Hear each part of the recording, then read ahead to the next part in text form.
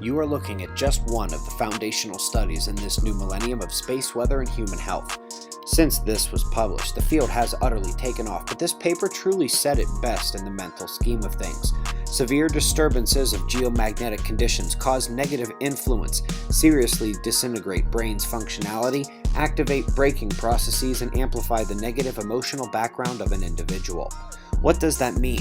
Cognition, locomotive functions, memory, anxiety, panic, depression, emotional instability, even suicide have been statistically correlated with the most severe geomagnetic storms. They are also correlated with extreme cosmic ray events, but today we can focus on the solar side and keep it to these psychological effects.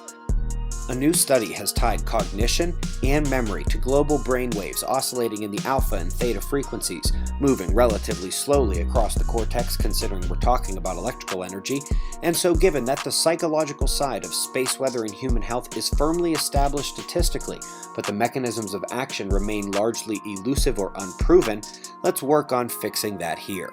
By the way, there are dozens of papers citing this and that previous one we showed, further establishing the field in the last 12 years, but given our brain focus, I'm choosing to remember some of the foundational pillars here today.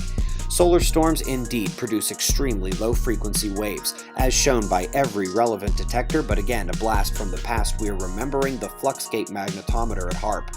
While its antenna stimulated ionospheric plasma, this was one of the many detectors of magnetic field activity induced by the sun. We are right in that lower brainwave category here, including those we just discussed necessary for brain function. Well, to find the relationship to brain function specifically, we need to know the effects of these specific frequencies. Well, a key 2016 work looking at one of the key frequencies dinged by the sun in severe storm events found that locomotor activity, that electrical activity, was significantly decreased. The effects diminished in the hours and days afterward. Now, true enough, some frequencies are helpful. At 12 Hz exposure, it was found that memory improves, although notable that that study also found zero improvement in those lower ranges we were just talking about involved with the sun.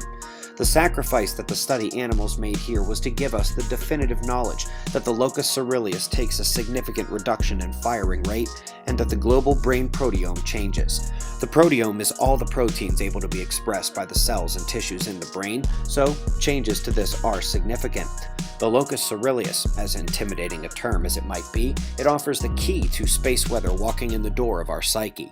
It is responsible for modulating our immediate psychological responses to stress and panic. And now we begin to very easily see how some of the symptoms and events, anxiety, depression, cognitive diminution, even suicide, could be connected dots here.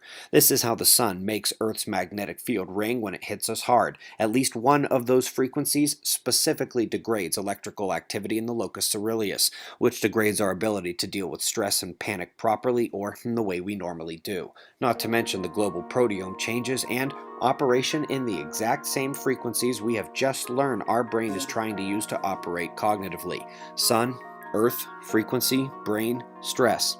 End of transmission. Here is where it really gets cool. Fight back mentally.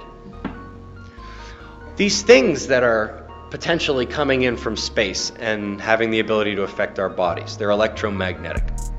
You've got an electromagnetic machine up here that is producing brain waves. You have a countervailing force. And it's not as though this countervailing force is totally insignificant. Sure, by any stretch of the imagination, whether you're looking at the size of your brain compared to the sun, or the electrical output, or the magnetic fields, or the range and spectrum of the waves produced, we're not talking about the same kind of stuff. We're talking about a tiny little brain. But at the same time, that tiny little brain is more powerful than the laws of physics and chemistry. That's called the placebo effect. There are these rules called biology and chemistry and physics, and they are supposed to govern what is happening inside your body. You don't have to change those biological, the chemical, and the physical parameters inside your body, although that is one way to change the outcome of things that are going on. Another way is to just think something differently. That's the placebo effect. It is very real, I assure you. Many hundreds of millions of dollars have been dumped into drugs only to be dashed at the last minute by the placebo effect, not being able to outperform somebody thinking that they should get better. Not being able to outperform somebody's brain telling their system. It's the placebo effect. It's this mundane thing that you all know about and shrug off. But it means you can overrule the powers of physics and chemistry within the system you control. And that is an absolutely appropriate definition, and don't let anyone tell you you don't have that power. Every time something happens on the sun that could affect human health, I tell myself, all right, you know what's coming. You know what to do with that energy. You even know the spectrum it's coming in on. Don't let it do anything bad. Use it. There's a video I did back in 2011 called I Am HAARP. And if you know what HAARP is, or I suppose if you don't know what HAARP is, it is an ionospheric heater. It basically uses electromagnetism to manipulate plasma way above our heads.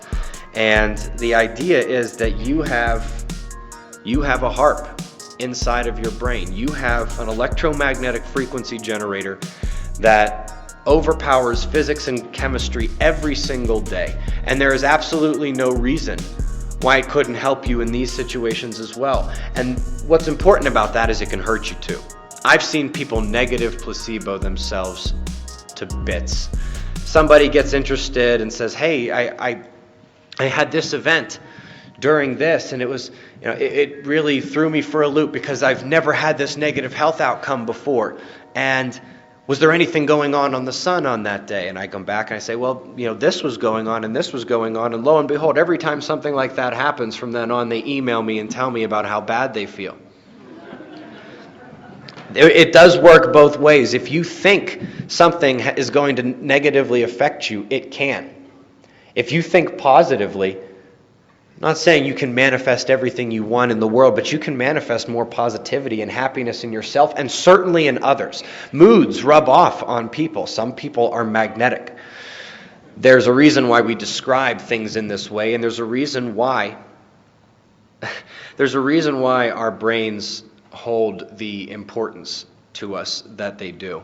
The ability to simply think something, and without any other physical action of manifestation, you manifest reality. That is something that nobody should take lightly.